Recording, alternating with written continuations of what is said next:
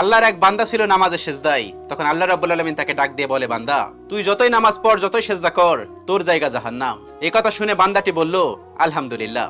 আল্লাহ তখন বলে, এই বান্দা, জাহান্নামের কথা শুনে কেউ আলহামদুলিল্লাহ কয়? বান্দা তখন বলে, আল্লাহ, জাহান্নামের মালিকও তুমি, জান্নাতের মালিকও তুমি।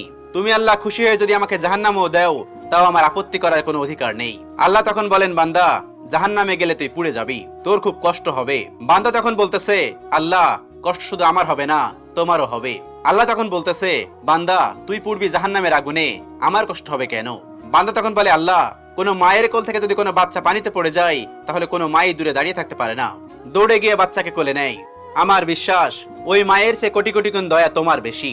আমাকে জাহান্নাম দিলে তুমিও আল্লাহ শান্তি পাবে না। আল্লাহ তখন বলে, বান্দা, এই দলিল তুই কই পাইলি? বান্দা তখন বলে, আল্লাহ, আমাদের জাতির পিতা ইব্রাহিম আলাইহিস সালাম তোমার প্রেম মুখে নিয়ে যখন নমরুদের আগুনে পড়ে গেল, তার আগেই